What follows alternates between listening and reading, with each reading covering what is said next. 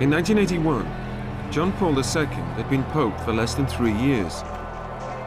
Then, on a warm May evening, he nearly lost his life when he was shot at close range during his weekly audience in Rome. The papacy that is now likely to be crowned with Jon Paul becoming a saint almost never got a chance to get started. The Holy Father was very close to death. He was borderline between life and death. The identity of the gunman was never in any doubt. Mehmet Ali Ağca was an erratic 23-year-old Turk with a record of political assassination. He was caught on the spot before he could escape and eventually sentenced to life imprisonment. I am Jesus Christ. He's either the greatest pathological liar of the 20th century, or he was a master of disguising who really he is. I have been trained by special experts on international terrorism. Was Ağca really an international terrorist, or simply a madman? Was he part of a massive conspiracy, or did he act alone? Was there an accomplice in St. Peter's Square in that fateful hour leading up to the shooting? If so, who? And was the gunman acting out a plot hatched by the Soviet Union and its client, Bulgaria? Everything we'd learned about the Soviet Union since makes it entirely credible that men in Moscow would have been attempting to carry out this conspiracy.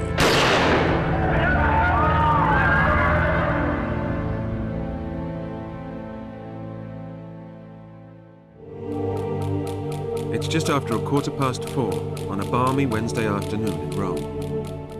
Inside the Vatican, Pope Jon Paul is readying himself for his weekly audience with pilgrims and holidaymakers.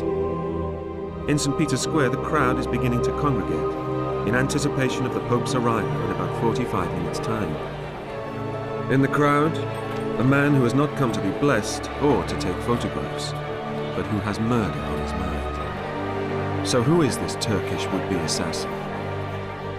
He told me he had taken on a sort of divine mission, and actually I feel that he did have a divine mission. Ali Ağca was an A-class criminal, a shifty character capable of saying one thing today and the opposite tomorrow. With just a few minutes to go before the Pope makes his entry into the square, there's nothing so far to distinguish this audience from any other conducted by Jon Paul. But one 20-year-old American in the square today has a premonition that something is not quite right. A couple of days before the trip, I woke up and I said to my husband, I said, terrorists are going to get me. And he laughed at me. And I just had the strangest feeling before I left that something was going to happen. Another American tourist, Anne Audrey, a 58-year-old widow from upstate New York, is with a church-organized tour of Europe. Months later, back home in Buffalo, she was to record the events of this day in her diary. May 13th, 1981, morning. Took a taxi to the Vatican from the Hotel Residence to attend a private mass, then toured the Vatican to where St. Peter was interred. After lunch, decided to return again with the group to the Vatican Square for a viewing of the Pope. She had always wanted to visit the Holy Father and see him personally because he was of Polish descent. And ever since he was elected in 1978, that was her dream. So when this trip became available, even though she had no real close friend to go with, she decided that the Christian family was enough for her, to accompany her. There were 42 people on our tour from every corner of the United States. Returned to the square at 4:45 p.m. The group had reserved sections. As this was my first visit, I was very excited and wanted to see the Holy Father. She often said that when they were in St. Peter's, they had given a rose to the black St. Peter, and legend has it if you touch his toe, it's supposed to be good luck. And she said she did because she wanted to have a safe trip home. Behind the high walls of Vatican City, Pope Jon Paul has left his private apartment and is on his way to the papal jeep, which will then carry him through the crowds in St. Peter's Square.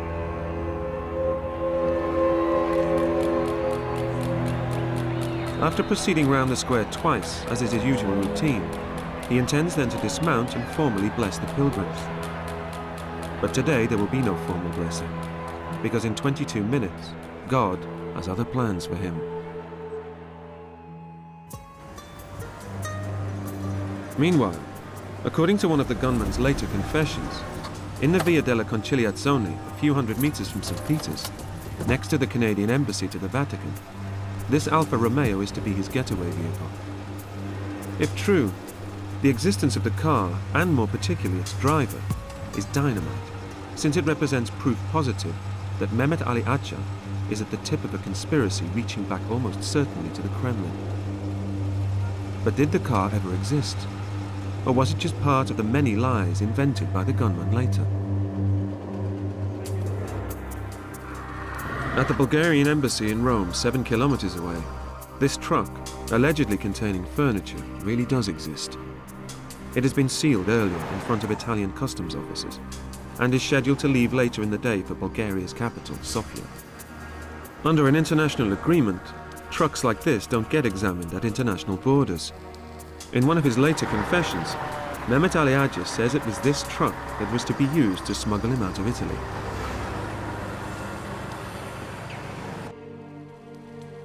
As he mounts his Pope-mobile under the Arco della Campagna at the entrance to St. Peter's Square, John Paul knows that today is the 64th anniversary of a miracle. On May the 13th, 1917, the Virgin Mary is said to have revealed 3 secrets to 3 young Portuguese peasant children at Fatima. When he became Pope, John Paul found out the one remaining secret, and it's devastating. The Virgin told the children at Fatima that one day a bishop dressed in white would suffer greatly. John Paul does not know that he is to be that bishop. And indeed that the moment of the assassination attempt the Virgin foretold is just 17 minutes away. Mehmet Ali Ağca doesn't know about the Fatima miracle, but he does know a thing or two about assassination, for this is a man with form. This is the funeral, 2 years previously, of Turkey's highest profile assassination victim of the time, newspaper editor Abdi İpekçi. The weapon that killed him? A 9mm Browning pistol, just like the gun Ağca is carrying in Rome. And İpekçi's assassin? None other than 21-year-old student, Mehmet Ali Ağca. The murder of Abdi İpekçi was one of the greatest shocks of the 20th century in Turkish society, because İpekçi was a highly respected journalist, and till that time, terror that had been raging in Turkey had not reached up to a target as high as Mr. İpekçi. During Ağca's formative years in the late 1970s, Turkey had become a battleground between leftist and rightist groups. Murder, terrorism, and battles in the street were commonplace. Ağca's hometown of Malatya in eastern Turkey was a center for the right-wing group called the Grey Wolves. Grey Wolves were mostly young people recruited in small towns or cities of Anatolia to fight communism. In the 1970s, Turkey was deeply polarized between the left and the right. And the factions called each other, fascists and communists. And the Grey Wolves were the warriors of the right wing. They were well organized, they were well armed, and they had this ideological strength that made them more influential.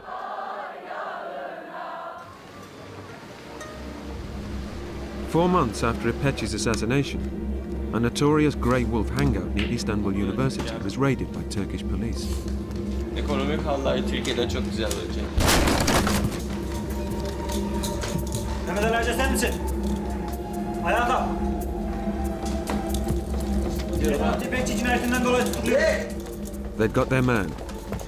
But was Ağca an anti-communist Grey Wolf, or, as conspiracy theorists were later to believe, a carefully disguised pro-communist Bulgarian stooge, put in place to give him cover for more significant acts of murder later on the world stage? After the assassination of Abdi İpekçi, Ağca was put through an elaborate procedure to try to make him look like a gray wolf. But Ağca was not a gray wolf. There's a great deal of evidence that Ağca was dressed in gray wolf clothing rather deliberately. To those who really knew Ağca's political affiliations, this conspiracy theory is a fantasy. One such is Ağca's lawyer, who worked on the İpekçi case for free, and who was himself a Nationalist Party member. Mehmet Ali Ağca da İstanbul'da. Mehmet Ali Ağca was a member of the extreme right-wing nationalist group known as the Grey Wolves in Istanbul. I used to know all of them through various criminal cases I worked on. Çeşitli davalar sebebiyle tanışıyordum. After his arrest, Ağca immediately confessed to İpekçi's murder with the words, "I shot Abdi İpekçi." But in a pattern that became established behavior for him, he was later to withdraw his confession.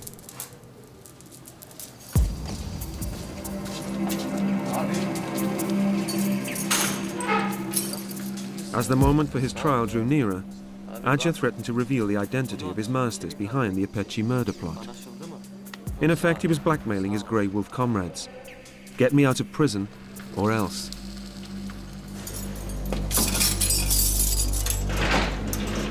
Within days, he was to walk out of Turkey's highest security military prison disguised as a soldier and accompanied by an officer. For his guards had been infiltrated by the Grey Wolves and the fascist nationalists.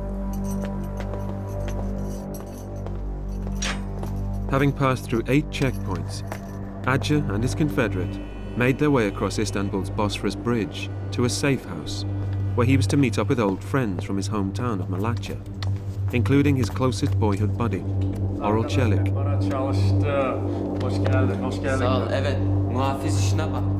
He was now Turkey's most wanted criminal. But bizarrely, the following day he wrote a letter to the self-same newspaper whose editor he only recently had murdered.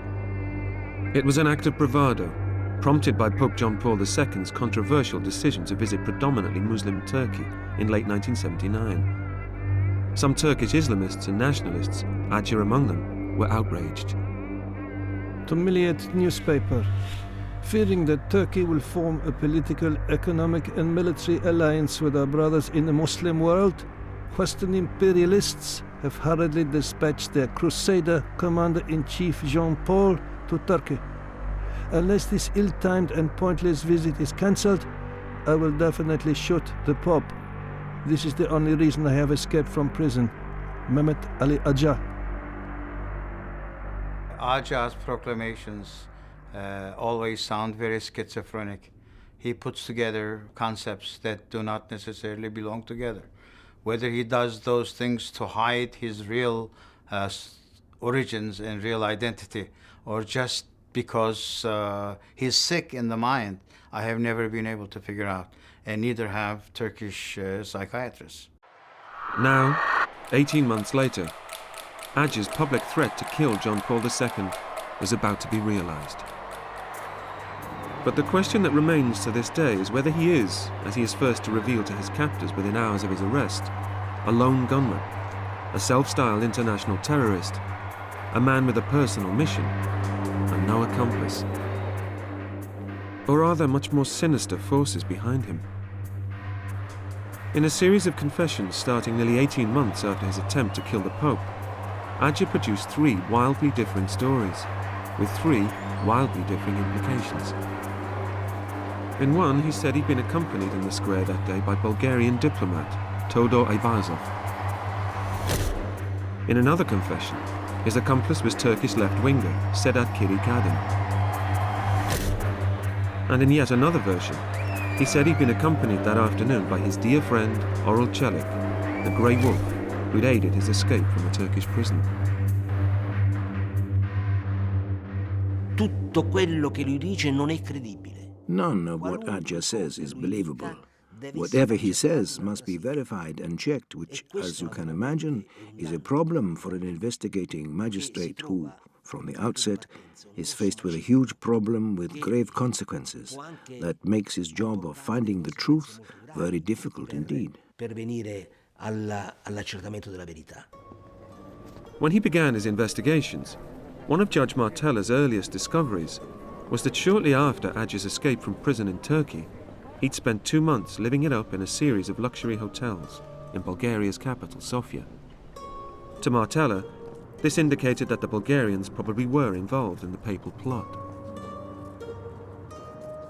Una persona come Ağca, che era ricercato... Someone like Ağca, a murderer wanted by the police in more than one country, goes to a country like Bulgaria, at that time under a non-democratic regime which checked everyone entering or leaving the country, and spends almost 2 months there. Well, someone like Ağca must have enjoyed some kind of protection. But if Ağca enjoyed protection in Bulgaria, there is a simple explanation that has nothing to do with the plot to kill the Pope. Sofia was at the time a major transit point for the lucrative Turkish mafia activity of smuggling drugs and guns, and Ağca had impeccable connections when it came to the Turkish mafia. In July 1980, in the luxury Vitosha Hotel in Sofia, Ağca met another Turk, Omar Mersan. Evet, ben Metin. Mersan was later to be described by the Italian prosecutors as a swindler well placed with the Bulgarian authorities. Mersan says that Ağca introduced himself as a student called Metin, working for Turkish mafia godfather Abuza Ugurlu. Söyleyin, işiniz ne buralarda? Güllü Bey'den 2000 marka bana vereceksiniz. Olabilir ama araştırmam lazım bunu. Buyurun canım. Sağ ol. Ağca's patron, Abuza Ugurlu, was one of the most important bosses of the Turkish mafia. In 1974, he'd been convicted of running 27 million cartridges and 70,000 guns into Turkey via Bulgaria. He was also wanted by Interpol for smuggling large quantities of cannabis between Syria and Western Europe. Sadece gibi, tamam. Kendisi tamam o zaman. Evet. Tamam, parayı veririm ona. Sağ olun. İyi günler. Tamam dedi. Uğur Bey, parayı alabilirsiniz. Çok güzel. Sofya'daki otellerde çeşitli kanun... Various criminals stayed in hotels in Sofia. Major arms and drug smugglers, members of the Bulgarian intelligence services and the mafia frequented these places, and they went out of their way to help the criminals because of the vast fortunes that were being made. Yardım görüyordu arada büyük paralar döndüğü için. Ağca was undoubtedly in Sofia. He stayed at Sofia hotels, and that's in the registration records of the hotels. So there's no doubt that Ağca did spend several weeks in Bulgaria, and he was probably able to stay in Bulgaria because he had protection from the Turkish mafia who were connected with the Bulgarian secret police. I don't think out of any part of the plot to kill the Pope, they were connected just out of small-time smuggling business. Çok güzel. Everyone agrees that Mr. Ugurlu instructed Mersan to give Ağca 2,000 Deutschmarks, equivalent then to less than £500. To the conspiracy theorists, this wasn't mafia business, but a down payment by Ağca's communist paymasters for shooting the Pope. Since to them it was entirely credible the KGB wanted to get rid of John Paul because of his anti-communist views and influence. The Soviets were concerned about the Pope from the moment he was elected. It was a shock. And here, at the beginning of the 80s, when the Soviet Union still seemed to be flourishing, came a Polish Pope. What a hellish situation. Under interrogation by Judge Martella, Ağca wove a story of an elaborate plot involving the Turkish mafia, Bulgarian secret agents, and his old Grey Wolf comrades. In one of his contradictory confessions, a meeting in his hotel room in Sofia took on great significance. It was here, he said, that he first met Bulgarian secret agent Todor Ayvazov, together with Turkish mafia boss Bekir Çelik and his Grey Wolf friend Oral Çelik. According to this version of his confession, this then was the first key planning session for the papal plot. 10 months later, according to the most likely of Ağca's many scenarios, Çelik and he wait to carry out the final act of the plot that was possibly first hatched at the Vitosha Hotel in Sofia.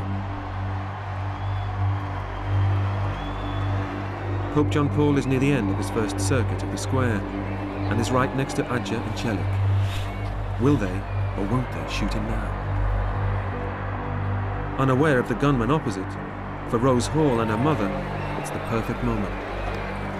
My mom was just so ecstatic. I was just taking pictures. I mean, I was snapping. I don't know if I got heads, if I got hands, if I got arms. I don't know what I got. I was just snapping happy. And everybody around us was trying to fight for just a touch of his cloth or whatever.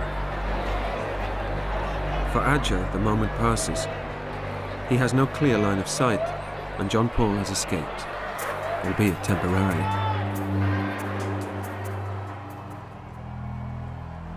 John Paul II is in mortal danger. In 7 minutes, a renegade Turkish assassin with friends in strange places is going to shoot him. Is the gunman simply mad? Or is he carrying out an Islamic-inspired plot? Or is he a hitman for Bulgarian intelligence and an instrument of Russia's feared KGB?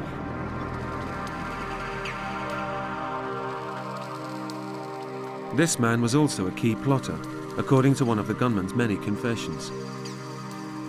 Musa Çelik Çelebi, a Turkish nationalist based in Frankfurt and leader of the right-wing Federation of Turkish Idealists Abroad. In reality, this innocent-sounding group was the foreign branch of Turkey's terrorist Grey Wolves.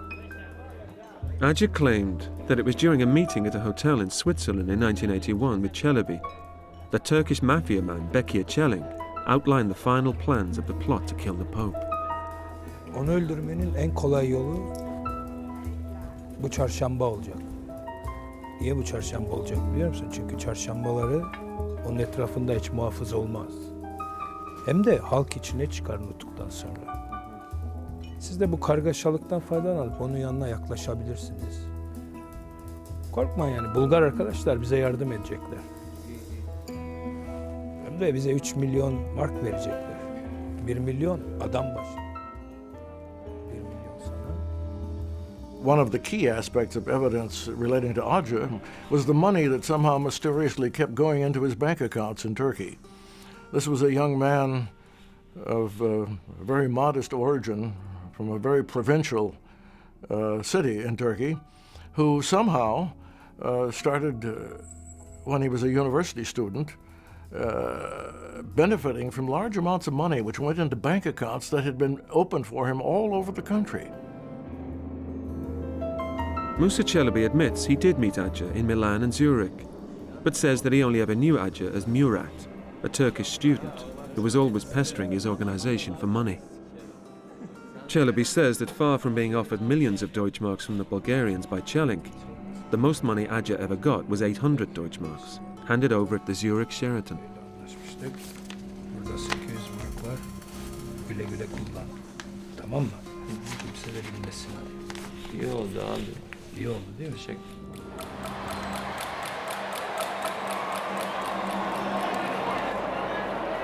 My mother saw throngs of people. She tried to stay pretty much with who was on the tour with her, and she related to me that just as the Pope was passing by, someone stood up in front of her to take a picture, and he went by, and she was very disappointed that she just didn't make any eye contact or see him really close. So she decided on the second pass of His Holiness that she just needed a better place to view him. Someone else has not had a clear view of the Pope on his first circuit. But even though Mehmet Ali Ağca could not get his shot in, according to most of his versions, the whole operation had been meticulously planned down to the last detail. By Ağca's account, this had necessitated frequent interaction with his Bulgarian controllers, even by open telephone lines on some occasions. Da, moля. Is that the Bulgarian embassy? Yes, how can I help you? I need to speak to Sotir Petrov. Just a moment. I'll put you through. Ало, майор Василев, тук някой на телефона пита за вас. Да, питат за Сотир Петров. Да. Дали това ви е кодовото име? Да говоря с него. If Ağca's confessions are to be believed, one must accept that a Bulgarian secret agent would have given the gunman the phone number of an open telephone line at the embassy as a means of contact. Okay. Since all the diplomats in the embassy except the ambassador took turns at manning the switchboard, that had to mean that everyone would know the agent's secret code name. Yes, everything is good. Ти трябва да застанеш на точната позиция, за да го удариш отблизо. Of course. You must show me where to stand on the piazza. Then there's the question of what language these conspirators spoke. Vasilev and his diplomat colleague Ivazov were later to swear that they spoke no English or Turkish, while Ağca spoke only Turkish and rudimentary English. Not to succeed. Okay, we'll talk soon then. Разбира се. Чао, чао. Bye. One of the most compelling pieces of evidence Ağca came up with confirming the Bulgarian connection concerns a meeting in the apartment of Sergei Antonov, the deputy director of the Bulgarian state airline office in Rome. Ağca claims it took place a day or two before the assassination attempt, and it was, according to him, a crucial planning session involving his Turkish co-conspirators and their Bulgarian controllers. It took Ağca more than 17 months after the shooting and half a year after agreeing to fully cooperate with the investigation headed by Italian judge Ilario Martella, even to mention the existence of his host at the meeting, Sergei Antonov. At that time, he described Antonov, codenamed Bayramik, as having a blondish beard. He also provided many other details about Antonov, or Bayramik. He told me that Antonov was a collector of miniature bottles. When we checked this out, it turned out that, sure enough, Antonov had miniature bottles in his house. And we also found the shop where he bought them. This convinced me that Ağca might have been to Antonov's apartment on a couple of occasions. Si sia potuto in una o due volte recare nella casa di Antonov. In another interrogation session with Martella, Ağca provided further evidence that he seemed to know Sergei Antonov. He picked out a photograph of Antonov from an album he was shown of a number of Rome-based Bulgarians. There was only one problem. The picture revealed a man with a black beard, but to Mehmet Ali Ağca, this was not an issue. He simply changed his previous description of Antonov's beard from blonde to black. However, there was still to be a further problem. Many witnesses were able to testify that at the time of the assassination attempt, Antonov had no beard. Ağca also gave Judge Martella a convincing, detailed description of the apartment, including specific reference to a set of folding doors. The trouble is that the only apartment in the building that doesn't have these doors was Antonov's. Sometime earlier, they'd been removed and replaced by curtains. Ağca also claimed that Antonov's wife, Rositsa, and daughter Anna were both at the meeting. He got their names right, but then it emerged that they had alibis for the time of the meeting. In fact, they weren't even in Italy. Once Anna and Rositsa's alibis were published in the press, Ağca then told Judge Martella that he'd never met Antonov's family, had never been to the apartment, that the meeting had never happened, and that he did not even know that Antonov, whom he'd always known by the codename of Bayramik, was an employee of Bulgaria's state airline. But Ağca was irrepressible. During one interrogation, he told Judge Martella that Sergei Antonov had first been introduced to him only the day before the assassination attempt, as the man who would drive him to St. Peter's Square. Then, at another interrogation, he suddenly remembered that he'd met Antonov on 2 or 3 previous occasions, the first of which was at the bar of the Hotel Torino in Rome. Then in yet another session with Martella, the story changed again. This time, he had first met Antonov here at the Hotel Archimede in Rome, way back in December 1980, nearly 6 months before the attack on the Pope.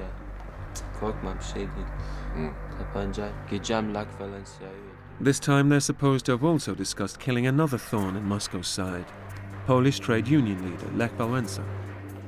When Martella made it clear he didn't believe Ağca, even though the Turk could provide intricate and accurate details of Wałęsa's hotel accommodation in Rome, Ağca's response was simply to withdraw the accusations. Not to be stopped, 8 days later, Ağca gave yet another version of the papal plot. Ağca, I want you to meet my good friend Bayramik. Bayramik, this is Ağca. He's gonna be working with you on the file. Now, according to him, he'd first been introduced to Antonov by his Bulgarian control officer, Major Zelio Vasilev, in Vasilev's Rome apartment. About the money? Again, Ağca was able to provide his interrogators with many details on all his Bulgarian controllers. Their teeth, the fact that one had a pocket calculator, a rarity at the time, the car one of them drove. But he also made mistakes. In his account, Ağca said that Vasilev was taller than Aivazov. Everything is gonna be done. Well, maybe not. Ağca also told the Italians that Antonov's code name was Bayramik, that the Bulgarians should have chosen as his code name the name of a village near Ağca's Turkish birthplace never seems to have struck anyone as odd, or suggested the possibility that the whole elaborate plot was simply a figment of Ağca's imagination. But with all the inconsistencies, some months into his interrogation of Ağca, Judge Martella decided to set him a test. Ağca parla di Bayramik. Ağca told us about Bayramik, who was Antonov, Petrov, who was Vasilev, and Aivazov, who was Kolev. Well, I had a photo album of all the Bulgarians who were in Rome at the time and were being investigated by some of my colleagues, some 42 pictures in all.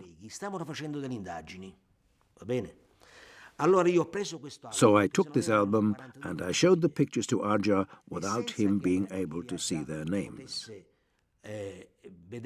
Now he pointed at 3 of the photos, 1, 2, 3. And he named 3 people. That's Antonov, Aivazov, and Vasilev. Ağca had been able to match the names of the Bulgarians he'd previously implicated with their photographs. To Martella and the conspiracy theorists, this indicated he almost certainly had met them. But it would seem that Ağca's task of identification was made easy for him. The pictures of Antonov and Aivazov were the first 2 images in the album. While Vasilev was the only character in the book in military uniform. All of which raises the question whether these were genuine identifications or whether Ağca had been coached in some way by people who wanted to see the Bulgarians implicated. This would explain how he got some things right and many wrong. The question that's never been answered is whether Ağca was ever given any promise or commitment that if he somehow fingered the Bulgarians, he would be let out of prison. So we don't know the extent to which Ağca was telling the investigators what he thought they wanted to know. There's also a possibility that he was deliberately misleading the investigators. He had read articles speculating about the Bulgarian connection, including some of the work of Claire Sterling, in the Italian press. So he may have been simply trying to mislead the investigators. He may have been having a sort of amusing himself with them, as he had amused himself and misled the investigators in Turkey a few years before. It was exactly the same strategy. He would change his story every day and feed them new details, some of the details of which he had learned during the course of the investigation. He did that in Turkey, and he repeated the same thing in Italy.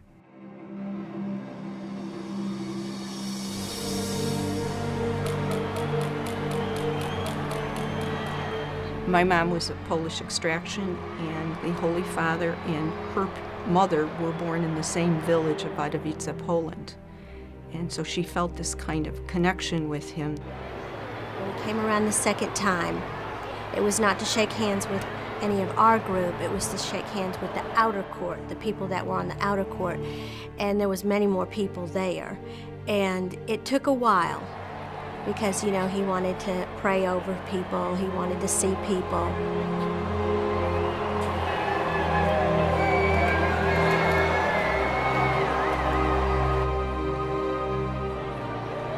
My mom was standing on the chair. The Holy Father approached. She was extremely happy that this time she was able to see him in full view.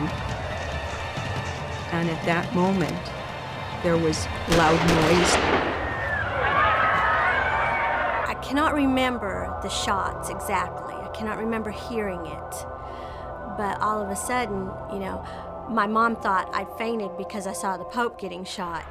And I thought, no, I think I got shot. My mom said she saw the Holy Father slump, and then she said, I had a burning sensation in my chest. And before I knew it, I was off the chair and on the ground.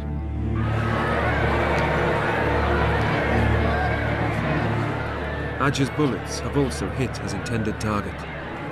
John Paul II has been wounded in 3 places. His life hangs in the balance. Had one of the bullets been just millimeters to the left or right, his aorta would have been punctured and he would have died almost instantly. Within seconds of the shooting, Sister Letizia, a Franciscan nun standing next to Ağca, prevents him from making his getaway.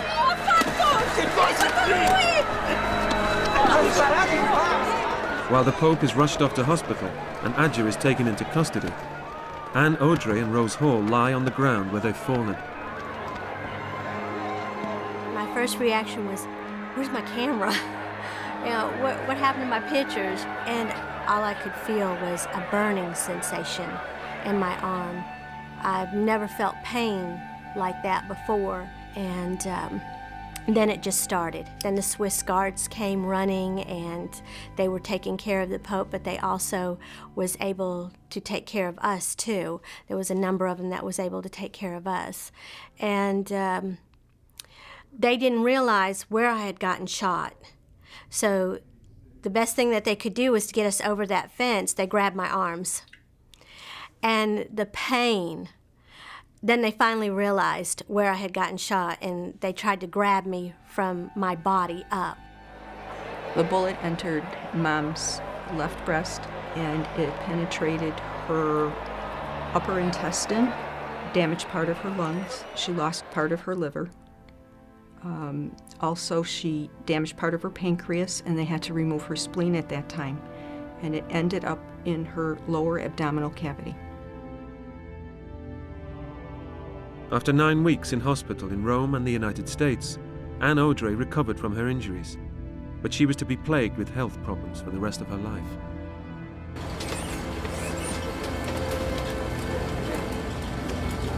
Il Santo Padre fu molto vicino alla morte e direi che quella The Holy Father was very close to death.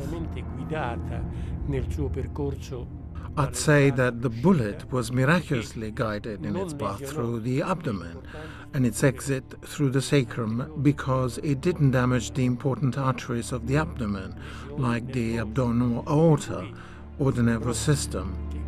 Questa pallottola Thus, it seemed as if the bullet had been guided from on high, without causing internal lesions, which wouldn't have made it possible for the Pope to reach the hospital in time. tempo materiale per poter essere portato in ospedale.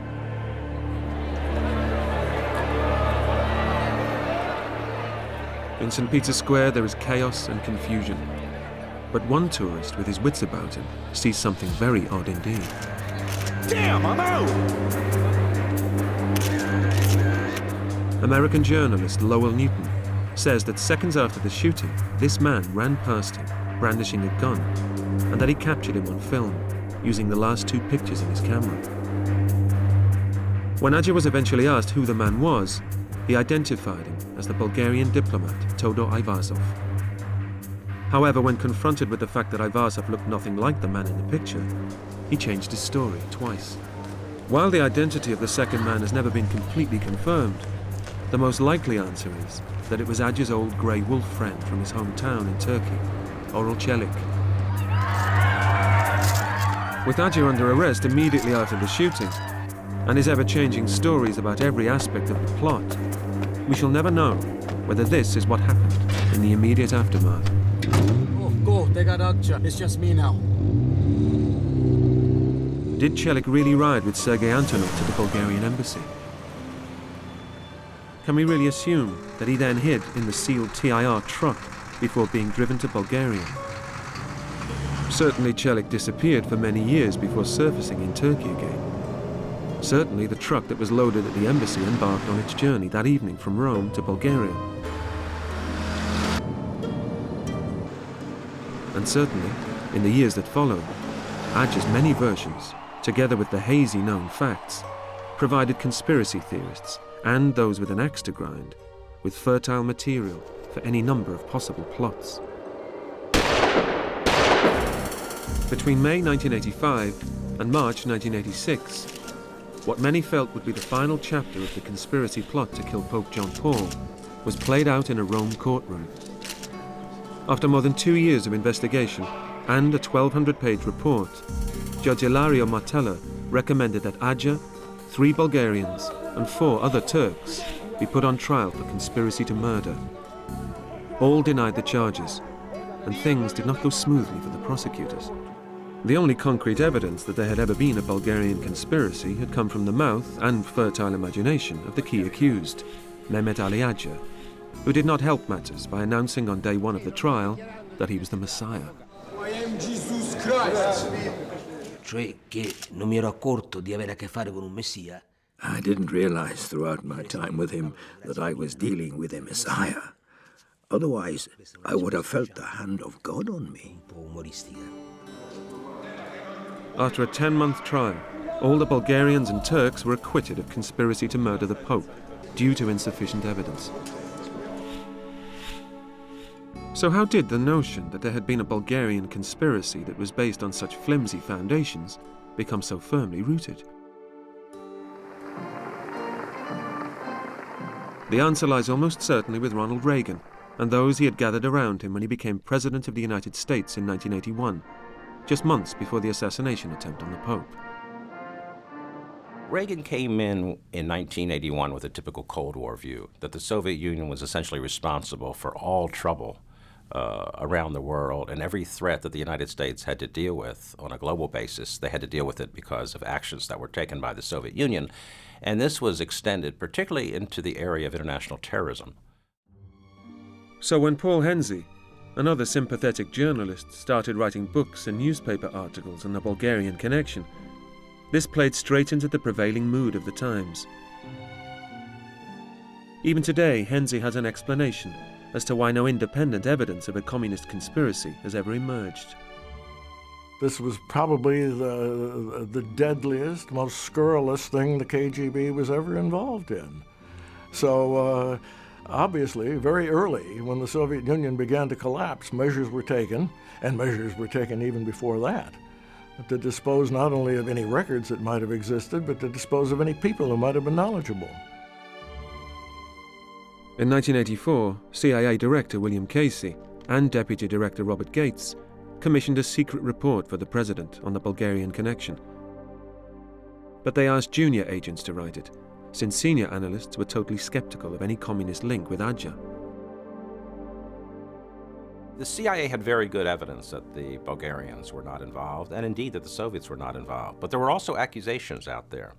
And they were coming from second-hand and third-hand sources, and they were working their way into CIA operational reporting, so that if the CIA wanted to leak information to a European audience or an international media audience, clearly there were some provocative reports that could be cited that could be used in black propaganda, which the CIA obviously engaged in on the papal plot.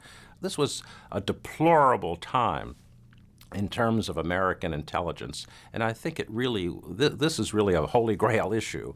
Once you start politicizing intelligence of the CIA, you get to the situation we're involved in now in Iraq, where the CIA gave false intelligence to the president and to the Congress to justify a war. In many ways, all of this started in 1984 and 1985.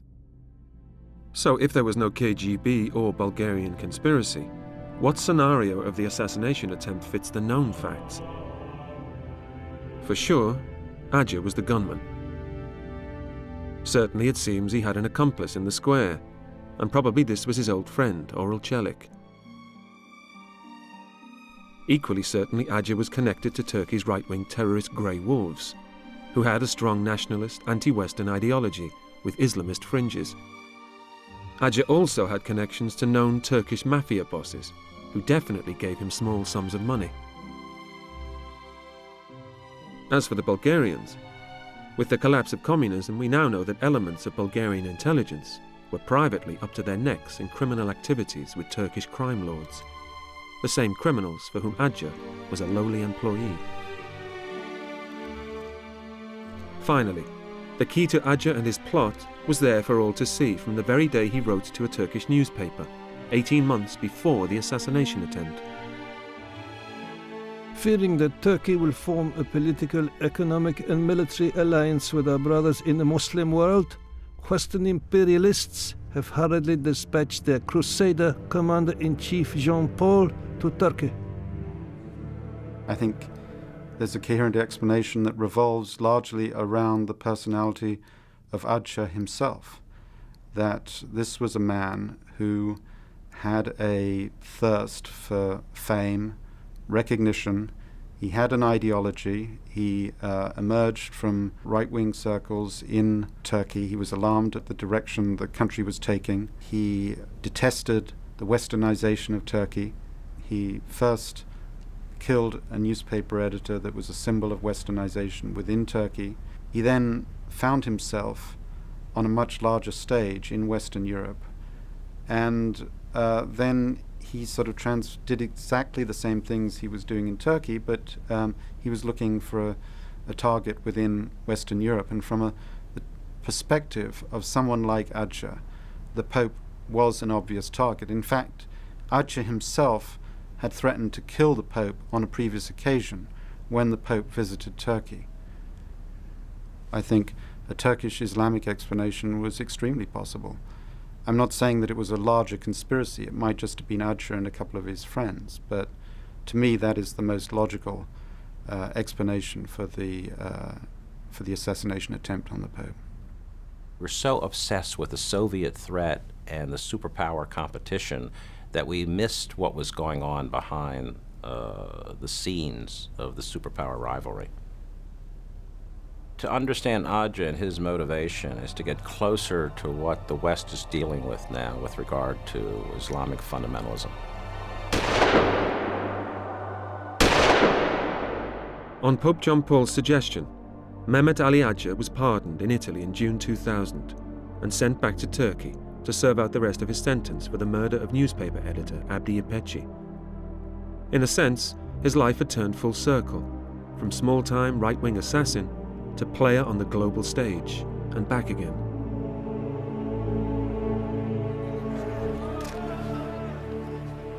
Late in his life, John Paul II again contemplated the circumstances of the 1981 assassination attempt. Although he had consistently said that he never believed in the Bulgarian conspiracy, he did say that he believed Mehmet Ali Ağca was acting on behalf of others. But he never suggested who he might have had in mind, and all we know is that for his part, he believed his life was saved that fateful day in May by divine intervention.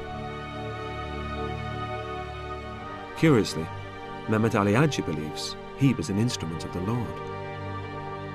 On the day we interviewed him, Adnan Ağca had come straight from visiting his elder brother in prison, and he brought with him a message for the world from Mehmet Ali. He